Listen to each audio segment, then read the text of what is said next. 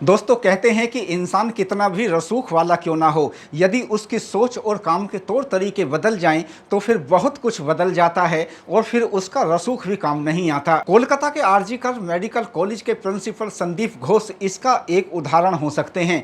Kolkata trainee doctor case की गूंज हर तरफ होती है। इस बीच खुलासे हो रहे हैं। आरोपी संजय राय सीबीआई के सामने बहुत कुछ बता रहा है, दूसरी तरफ प्रिंसिपल संदीप घोष सीबीआई के सवालों का सामना करते हैं। 70 घंटे से भी ज्यादा की पूछताछ में उनके पसीने छूट गए। क्या क्या सामने नहीं आ रहा। देश के लोगों को शायद पहली बार ही ऐसा पता चल रहा है कि एक प्रिंसिपल कैसे कैसे नेटवर्क अपने कॉलेज में चला सकते हैं। दुर्भाग्य से वह लड़की जो कुछ सह रही थी वह शायद कोई नहीं सह सकता था। वह पढ़ने में होशियार थी, इसलिए समझौतावादी नहीं थी। वह गोल्ड मेडलिस्ट बनकर परिवार का नाम रोशन करना चाहती थी, लेकिन प्रिंसिपल के लिए काम करने वाले नेटवर्क से जुड़े हुए लोगों की नज़र में वह पूरी तरह आ चुकी थी। हैरानी की बात यह है कि उससे 36 घंटे की ड्यूटी ली जा रही थी। हिम्मत से वह मुकाबला कर रही थी, लेकिन उसे पता नहीं था कि उसके साथ इतना भी बुरा हो जाएगा। माता पिता यह बताते हैं कि वह अपनी लड़की का रिश्ता पक्का कर चुके थे। उनके कानों में आज भी बेटी की आवाज़ गूंजती है।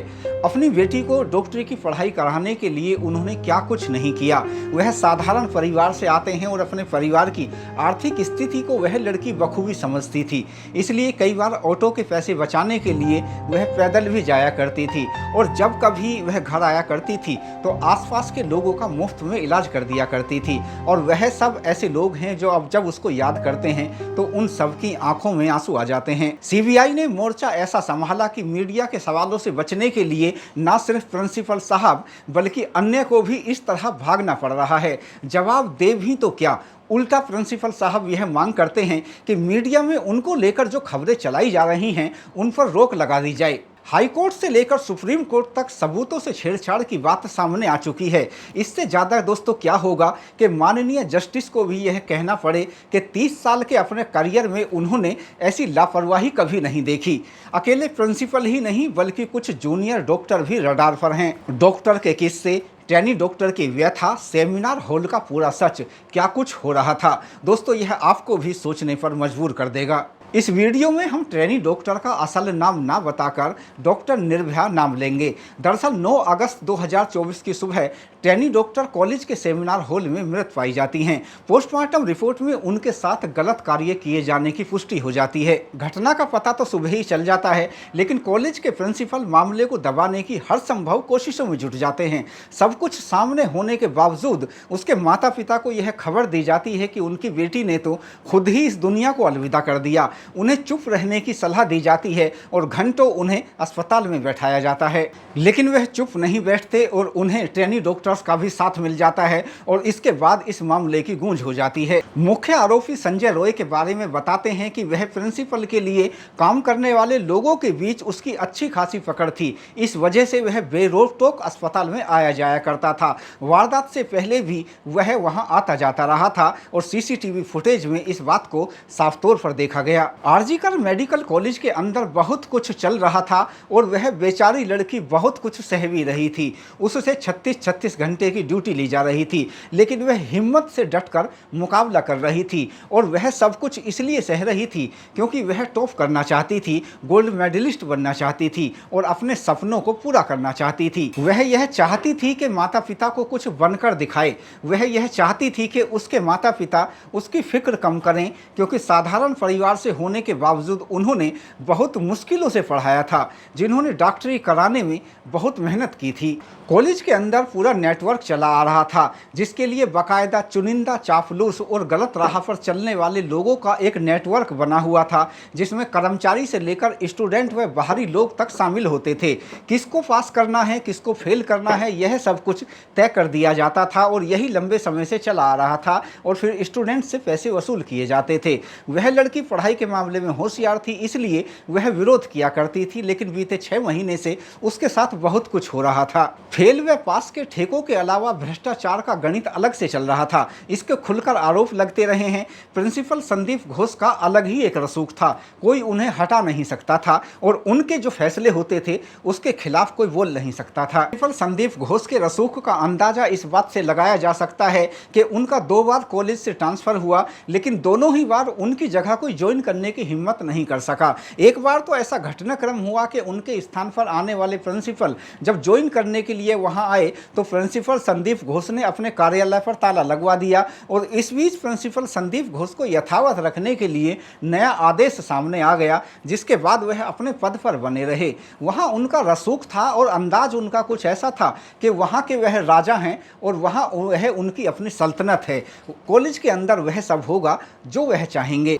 दोस्तों, यह कितनी हैरानी की बात है कि कॉलेज के अंदर इतनी बड़ी वारदात हो जाए, एक लड़की को हमेशा हमेशा के लिए रास्ते से हटा दिया जाए, उसके साथ दुष्कर्म की वारदात को अंजाम दिया जाए और उसके बाद भी ऐसे मामले को दबाने की कोशिश की जाए। स्थिति यह थी कि कॉलेज प्रशासन माता पिता को सुनने के लिए तैयार नहीं था, लेकिन वह भी खामोश नहीं बैठे और अपनी बेटी के लिए उन्होंने आवाज़ बुलंद करने के कदम उठा दिए। इतना ही नहीं, रेजिडेंट डॉक्टर्स का भी उन्हें साथ मिल गया, जिसने उनका हौसला बढ़ाने का काम किया। हालात और लापरवाहियों को देखते हुए माता पिता ने न्याय की उम्मीद में माननीय हाईकोर्ट का रुख किया। उनकी तरफ से वरिष्ठ अधिवक्ता विकास रंजन भट्टाचार्य ने सुनवाई की और माननीय अदालत को यह अवगत कराया कि किस तरह सबूतों से छेड़छाड़ की जा रही है, किस तरह माता पिता से झूठ बोला गया और किस तरह प्रिंसिपल पूरे मामले को दबाने की कोशिश कर रहे हैं। इन सब बातों को माननीय अदालत ने गंभीरता से लिया और गंभीरता से लेकर अपनी निगरानी में पूरे मामले की जाँच पुलिस से लेकर CBI के सपुर्द कर दी। इस बीच संजय रॉय को पकड़ा जा चुका था। संजय रॉय की एक अलग कहानी निकलकर सामने आई। संजय रॉय कोलकाता पुलिस का सिविक वॉलंटियर था, जिसका काम पुलिस के काम में सहयोगी की भूमिका का होता था और वह अक्सर अस्पताल में आया जाया करता था। संजय रॉय के परिवार में उसकी मां के अलावा 3 बहनें हैं। 3 बहनों में से उसकी 2 बहनें कोलकाता पुलिस में कार्यरत हैं, जबकि एक बहन मां के पास रहती हैं और जो बहनें कोलकाता पुलिस में कार्यरत हैं उनमें से एक बहन होमगार्ड जबकि दूसरी सब इंस्पेक्टर है। संजय रॉय की 4 शादियां हुई थीं। उसकी 3 पत्नियां उसके व्यवहार की वजह से एक एक करके उसे छोड़कर जा चुकी थीं, जबकि चौथी पत्नी की बीमारी के चलते मृत्यु हो चुकी थी। डॉक्टर निर्भया को न्याय दिलाने के लिए पूरे देश के डॉक्टर्स सड़कों पर आ चुके थे और हर कोई यह चाहता था कि इस मामले में तस्वीर पूरी तरह साफ होनी चाहिए। इस मामले में ऐसे पदाधिकारी, ऐसे संगठन सामने आते रहे जो प्रिंसिपल की करतूतों को उजागर करते रहे। इस बीच होता यह है कि जो प्रिंसिपल संदीप घोष हैं उन्हें उनके पद से हटा दिया जाता है, लेकिन हैरानी इस बात पर सबको होती है कि पद से उन्हें हटाने के बाद यानी उस कॉलेज से उनका ट्रांसफ़र किया गया।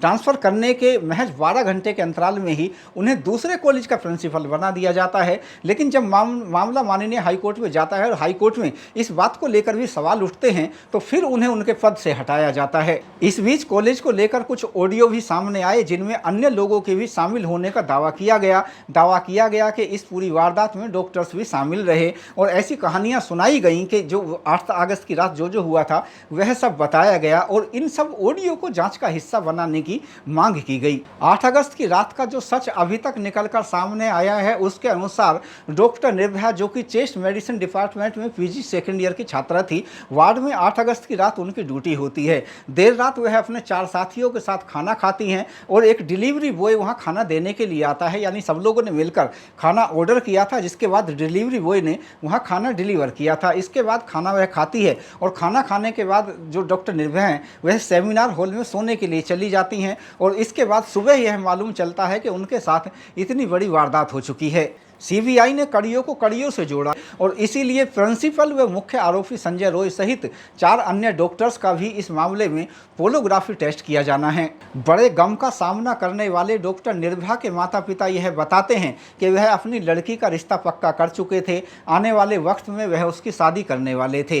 कमरे में उन्हें अपनी बेटी की आवाज़ सुनाई देती है। वह यह बताते हैं कि घटना वाली रात यानी 8 अगस्त को उनकी अपनी लड़की के साथ बात हुई थी और लड़की तब भी उनकी फिक्र कर रही थी और वह अपने पिता को यह सलाह देती है कि वह समय से अपनी BP की दवाई ले लें। माता पिता को ख्याल रखने के लिए भी वह कहती है और इसके बाद वह अपनी बेटी से जब संपर्क करने का प्रयास करते हैं तो उसकी तरफ से मोबाइल रिसीव नहीं किया जाता। लेकिन सुबह उन्हें यह खबर मिलती है कि उनकी बेटी तो खुद ही इस दुनिया को अलविदा कह चुकी है। कॉलेज प्रशासन की तरफ से उन्हें यही बताया गया था। लेकिन जब वह वहाँ गए और उन्होंने जो हालात देखे और जो भाव भंगिमाएँ कॉलेज प्रशासन के लोगों को देखी, उसके बाद उन्हें उन्हें शक हुआ क्योंकि वह भरोसा नहीं कर पा रहे थे। अपनी लड़की से उनकी रात में बात हुई थी, हमेशा उनकी बात होती थी और वह यह इस बात पर भरोसा करना उनके लिए कठिन था और वह यह समझ गए थे कि तथ्यों को छिपाने का काम किया जा रहा है, सच को छिपाने का काम पुलिस प्रशासन की तरफ से किया जा रहा है। वह लोग उन्हें सच नहीं बताना चाहते। दोस्तों, पूरे मामले में गनीमत इतनी रही कि जब पीड़ित परिवार माननीय हाईकोर्ट गया